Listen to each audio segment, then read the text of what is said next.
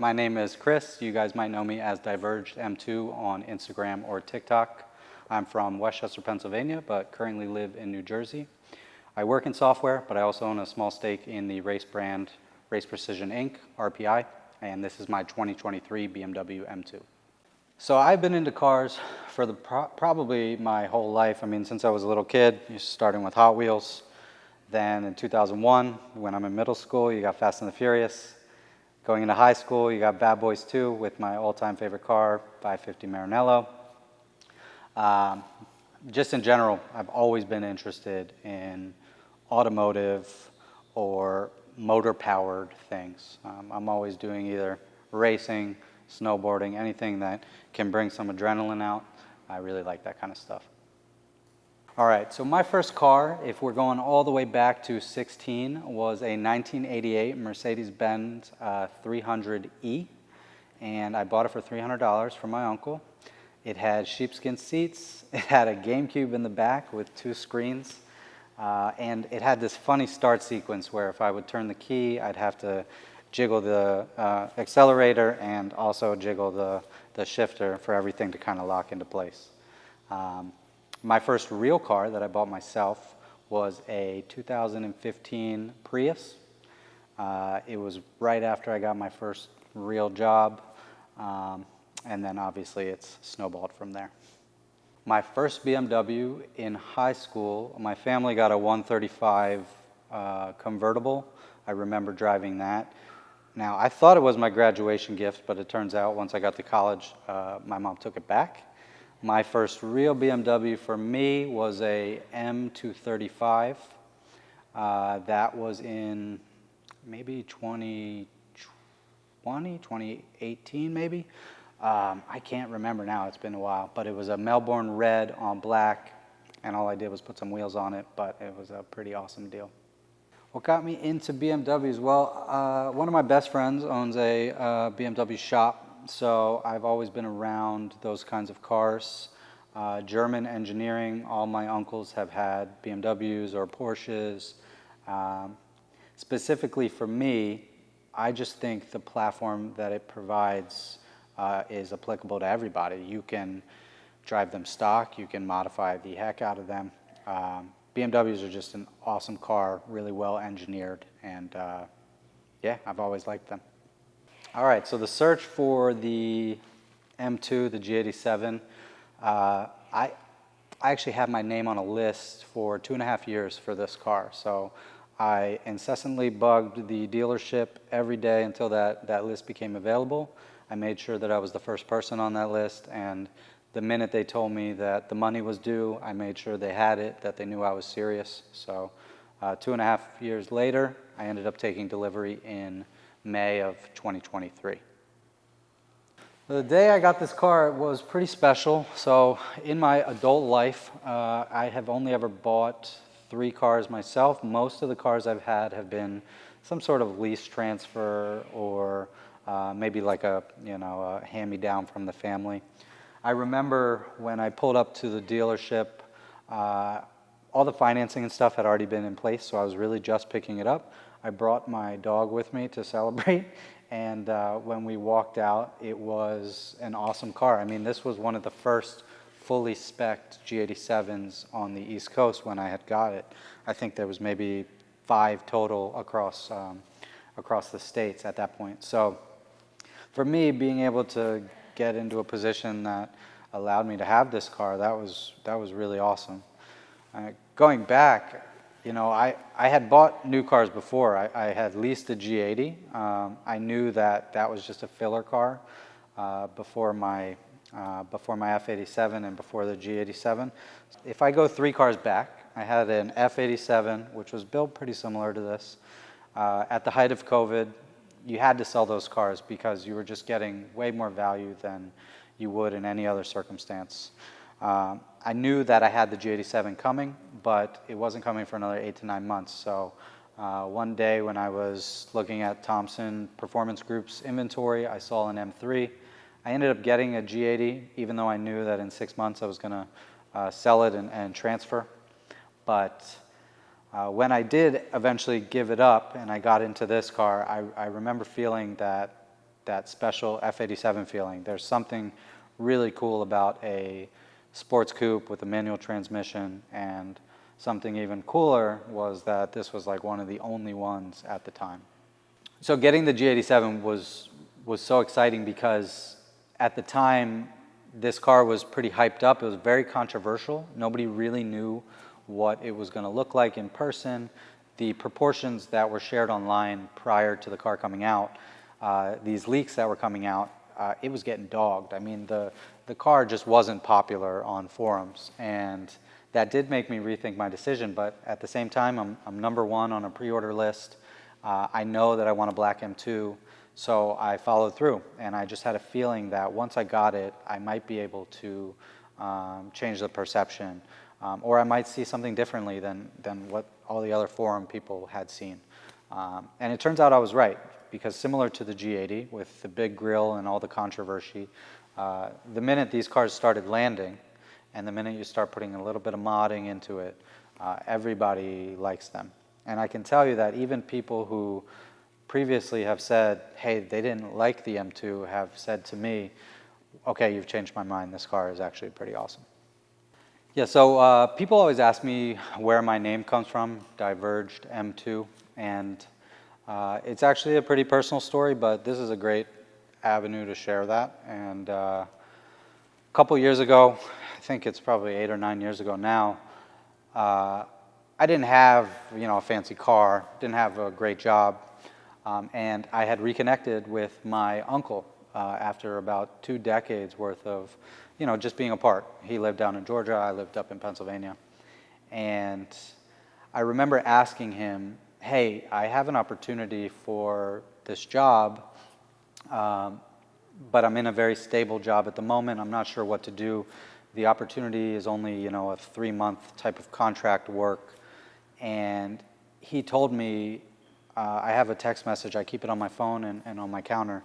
He told me that, he's not worried about what I choose as long as I just keep going at it. And he also said to me, he carried a quote in his wallet, and it was, 2 roads diverged into a wood. I took the one less traveled, and that has made all the difference. And a lot of people think about that quote, and they say, oh, well, you took the harder road, and you should appreciate, where you ended up. But the way he saw it was, doesn't matter what road you take, the sum of your experiences created who you are, and that should kind of cement, your identity and give you some confidence in what you're doing and who you are. So anyway, that story is very near and dear to me, and I've taken that. He's my late uncle now. Unfortunately, he passed away in 2018. But I've taken that with me basically everywhere I go, and I think that it's a big reason why I have such a hunger to pursue passions in pretty much anything that I enjoy. So the question about modifying the M2, so what you're seeing behind me is the second iteration of what my build was. When I first got the build, it was a fully spec'd G87, so I had the carbon buckets, I had all the carbon package, I had all the lighting, the wireless charging, whatever you could spec off out the gate. And the direction I wanted to go then was, I was going to mod it, but I was going to do it in a classy way. So the carbon fiber that I chose, which was from R44 at the time, was a very subtle kit, but it was nice, and it was one of the first ones out. The wheels I chose were BBS LMs, which are somewhat of a flexi wheel, but they have a lot of heritage in the wheel hierarchy space when it comes to modding cars. I also added stuff like a CSL duckbill. So a combination of these mods turned it into a pretty classy G87 build, but also, a flair of modification. The second iteration, what you're seeing now, is I have a huge motorsports focus, and I think that it's just probably a really intense hobby, but I love motorsports. I have a big passion for just driving and enjoying the cars, and I have huge goals around becoming a better driver and understanding this car as best I can. So what made me decide to modify to this level is I just wanted to build now a race car that I can take to a track, I can enjoy on the weekends, I can maybe take it to a couple cars and coffees, but for the most part, it stays in the garage until I can really get a feel for it. So I have taken it out a few times. I've gone to New Jersey Motorsports Park, I've raced it at Impact. I have Palmer, VIR, and Thompson planned for this summer. So the car is definitely going to get its use, but it's taken a while to get to this point. So now that it's here, I can finally start pursuing those motorsport dreams on the side. All right, so let's talk about mods in the current state. So current state, if you start at the front, maybe we'll do exterior in general. The car is rocking a full souvenir kit, so that is the front lip, the side skirts, and the rain light diffuser. The car also has the R44 carbon fiber mirror caps. On the rear of the car, we have the Team Schirmer GT wing. And in terms of wheels, like I said, I did switch from LMs, so these are my new set. This is from a company called Protrak from Germany. Fun fact, they actually supply a lot of the Nürburgring cars. We worked out a pretty awesome deal, and I am super happy with this style of wheel. The race pocket wheel is pure motorsport, and I just think it's so cool. Yeah, so going back to the Protrak wheels, these are the Protrak RTS GT2s. They are a race pocket style two-piece wheel. They're not BBSs, so a lot of people will come up to me at shows recently and say, hey, I love your BBSs. They're not BBSs, they're from a company called Protrak. Protrak operates out of Germany. They're actually manufactured in Switzerland. I think the quality on them is A1, and I think that we get caught up a lot in our community with the clout and the hype of what comes with certain brands. But I knew the style that I was looking for, I knew the sizes I was looking for, and I found a company that hit all those benchmarks, as well as being tested and proven at a track that, in Germany is the #1 place for motorsports. So I was really happy with picking these up, and for anybody who says reps, I can totally understand that argument. There's probably some truth to it, but at the same time, there are 50 other companies that create high quality products that might not be the highest tier or the highest, clout in the community. For me, I want a good quality product. I want a good customer service experience. On my old iteration 1 G87, yes, absolutely. I used Alpha N, I used BBS. They're all great companies. They're awesome to work with. But on this new variation that I'm working on, just in this current state, I'm not so concerned about what companies I'm using for popularity or clout. I really want that authentic experience so that I can share that with the community that I built. The last thing about the exterior is when I first got the car delivered, where you're sitting now, this is Oak Detail. Oak's Detail is one of my really good friends' shop. Nick has taken care of all my cars. Currently I've gotten 3 done with him. So the minute we got it delivered, we sent it here. This car has a full front PPF, high impact in the rear, the carbon buckets were PPF'd, the carbon roof was PPF'd, the rear trunk, the diffuser section, like right above the diffuser, was PPF'd. So we really made sure to protect this car so that it can withstand the driving and probably the abuse that I'm going to throw at it over the next couple of years. Next, going into the interior modifications. So I have to look because honestly, every time I look, I remember something else we've done. So if you see, there's a giant white roll cage. This was the first roll cage for the G87 platform. I actually left my car with Studio RSR in California after the Bimmer Invasion event, and they were able to create it for me and then install it, and right before SEMA, I was able to pick it up. Complemented by the roll cage, we have the Sparco QRTR bucket seats. I think the coolest part of this build that most people don't know is those bucket seats actually came out of my now totaled F87. I ended up being able to buy those back from the owner. It's also strapped down with Schroth harnesses, so I have 2 Schroth 6-point harnesses. I have the JQ Works detachable wheel, which is one of my favorite mods on the car. And then we've also taken out the rear seat. So In terms of interior mods, there's quite a few, but it all just works really nice. I think lastly, if you can see it in the back, there's a little TV screen right above my new iDrive 8. That's called a Garmin Catalyst. I just think it looks cool, so I keep it in there a lot of the times, but it's not always plugged in. That's a track GPS, so that actually has a camera that reads your line and provides live feedback to the driving you're doing on any given track based on GPS. So that's a cool little toy that I have, and I feel like it just really ties everything together. All right, so if we're going to talk about performance on the G87, so my G87 has a few different companies that we're using. The main company I'm using is Dinan. Dinan has been so awesome to me. We built my F87 as a full Dinan car, so I knew that I wanted to do the same on my G87. In terms of the Dinan mods, we have the Dynantronics, which is a piggyback system similar to the JB4. We have the Dinan intakes. I have a set of Dinan pedals. I have the Dinan axleback system. And of course, on the rear, you have the Dinan badge. And for those of you who don't know, basically every part that you purchase has a relative point value. And once you reach 10 points worth of Dinan cars, you are eligible to apply for that Dinan badge. So it's a pretty cool system of gamification that makes you kind of earn the right to call yourself a Dinan car. Going even further into the mods, I do have catless downpipes, so the car is super loud. Those are from Mastery of Art and Design. And then the mid-pipe I have is the equal-length mid-pipe from Active Auto Work.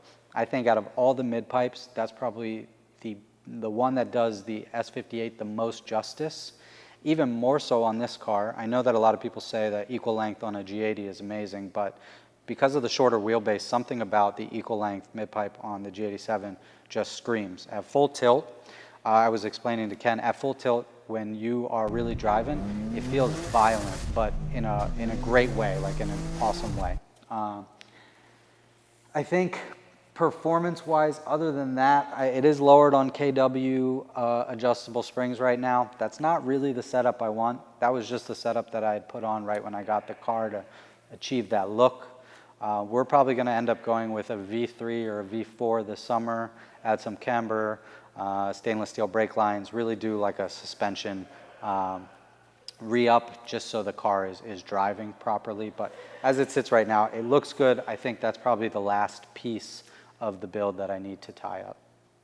Yeah, to tie in the engine bay with the carbon intakes from Dinan and the carbon engine cover, I also have Golden Wrench caps and Downstar billet hardware.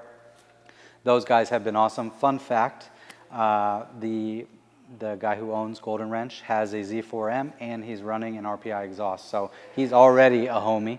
But yeah, he's been great to me. I think that the red caps and the red billet washers are a great touch to this because when I open it really makes the engine bay pop.